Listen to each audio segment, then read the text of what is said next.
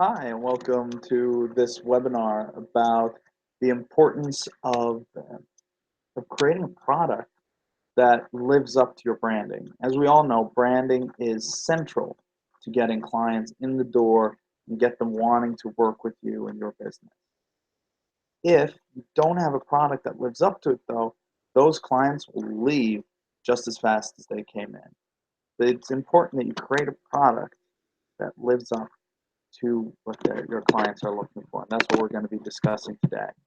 Let me share my screen here with you and open our presentation.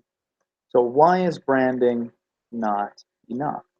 Branding is a wonderful way of getting clients in the door and getting them working with you. If you don't keep them there, though, what was the point? This is our brand.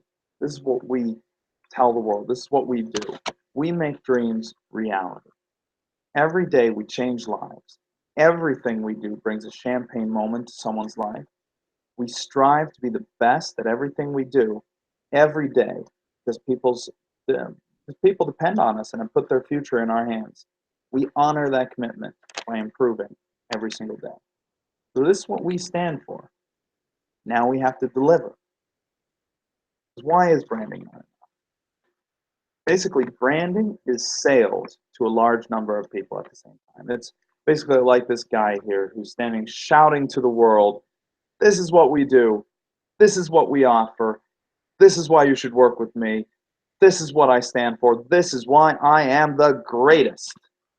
And it is easy to sell ice to an Eskimo. I mean, you can sell anything to anyone at any time. It isn't a problem. The risk, though, is that if you sell ice to an Eskimo and that ice isn't better than his ice, do you think he'll ever buy from you again? I don't. That's why you have to have a product that delivers the quality that lives first up to what you're selling. We want it to over deliver, but that is also so unique that no one else can replicate it, that it's something your clients can't live without. How do we create a loyal customer? Great customer service. A lot of companies use this as their USP. And I want to challenge you, their unique selling point. And I want to challenge you by saying that in most cases, great customer service isn't a USP. It's not a reason why clients buy. It will be in some industries, but generally, this just gives you a ticket to the table. Most companies offer very, very good customer service. There are so many good systems for it now that it isn't that hard to give. And if that's all you're bringing to the table, your competitors will steal your clients. On the other hand, if you don't have great customer service, your clients will leave, they'll tell their friends, and no one will want to work with you. So you need great customer service. That will get you a ticket to the table. You need to innovate constantly. This is a very common uh, USP. The issue, though, with innovation as your chief USP is that if you get a new client and say within the first 2 months of working with you, you might have innovated during those 2 months, which is incredible. But for them, since they've been with you for such a short time, they don't know if this is your annual innovation coming out or if this is something you're doing constantly. They haven't had time to see and experience the value of your constant innovation, which means it's not a USP for them yet, and they're still fragile enough to leave. You want to get them in and then be innovating constantly to make sure that they stay over years and years and years. But right now, when you've just gotten the client, you need something more. You need a very clear USP that is something they cannot live without. You want something that they need that becomes so central to their organizations or their lives that they cannot live without it. They need it.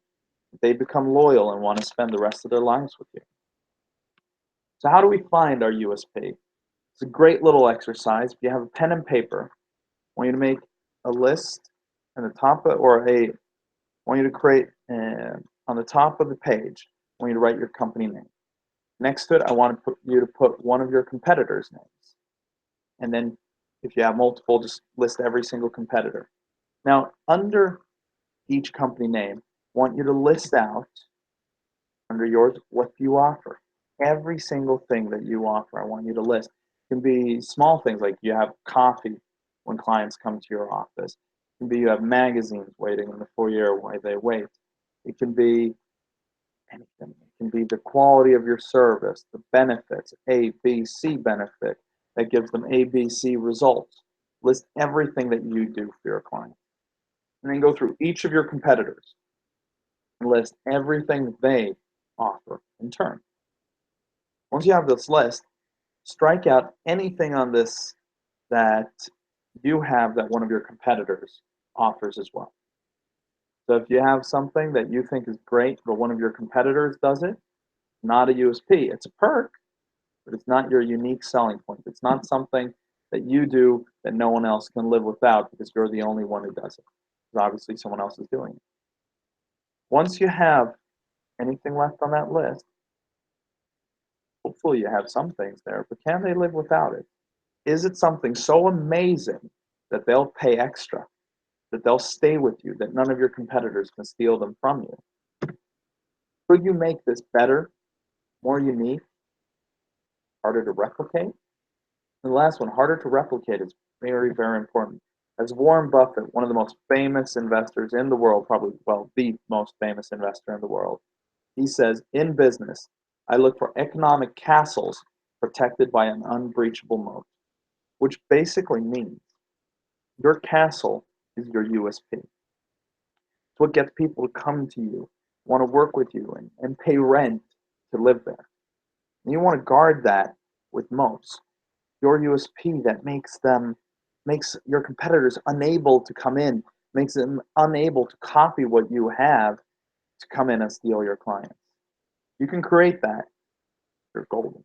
Now you have a way to get clients in, keep them there, and make money over a long term and create so much value for your clients they won't want to leave you. Why isn't branding enough? Well, first of all, your clients will figure you out. They'll figure out that you're over promising and under delivering, or that, hey, someone else is offering this as well. You're not the best, you're just one of all. And as soon as they figure that out, they're gone. In addition, you won't be able to invoice as high sums. Take this example. A lot of companies today are outsourcing their IT services. So say that company A is looking for a company to help them with their IT services. Company B offers this service. So they exchange offers, and A buys from B. B now is offering A IT services.